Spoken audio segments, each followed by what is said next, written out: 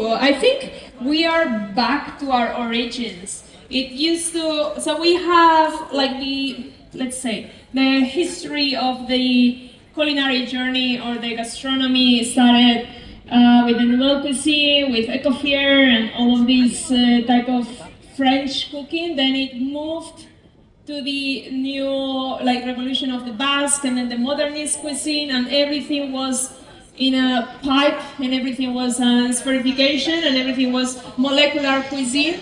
And now we are again, at least as chefs, appreciating the traditions. We cannot forget the traditions. And what is more traditional than cooking over fire?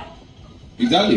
I mean, it's a way all French pastry was created in wood-fired ovens, wasn't it? You know, exactly. Everyone, and still, I think 2/3 of the world still cook over fire. You might want to fact check that, but you know, either way. But it is true. You know, there's so many people, and so much of India still uses fire just to cook. Absolutely. And you know, it has its good and bad points like this, doesn't it? But it's an amazing thing, because would you say that fire can almost be an ingredient? Could almost what? Sorry?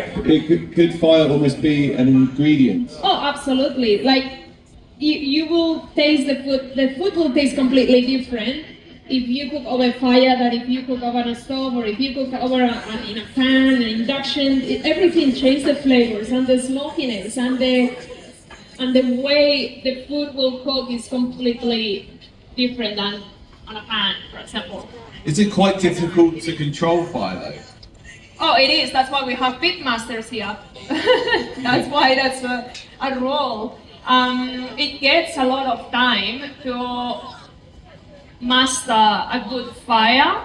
It is, of course, it's very different if you're cooking at home than if you're cooking in a restaurant. Like, you really need to keep that fire going and don't make it die. For example, that's what we say. Like, even though it's still hot, like, the cook is looking after the way that the coals are still going, and they are not going to let the fish overcook or undercook, because they can change so much in just a few minutes.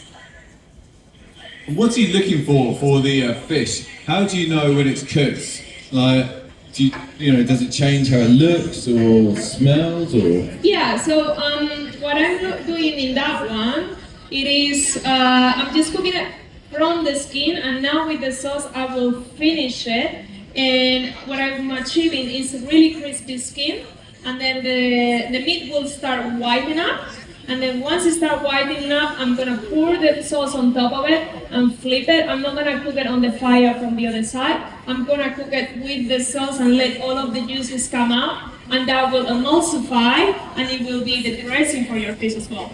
Wow. That sounds amazing. So you're really using as much of the flavour of the fish as you can, even in the sauce. It is, for me, or the way I like to cook is respect the product, respect the flavors, and if you're going to have fish for dinner, let's taste like fish. And what would you do with the bones as well? Because obviously we've filleted the fish before we brought it on, just to make our life a bit easier and quicker. But do you still use the bones in cookery? Absolutely. If we are going to slaughter, well, this is a fish or catch an animal, we should use every single part of the animal. That animal has given the life for us, so we can eat it, and we are responsible on using the whole animal and not throwing it into the bin. With the bones, you can make beautiful sauces or like a stock, and then make a soup out of it.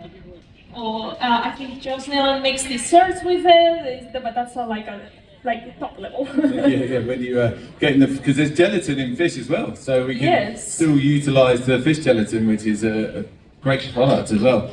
And I absolutely love the crispy fish skin. That's one of my most favourite things in the world. So good. How are we going? How are we going? We're doing well. Yeah, I mean, well.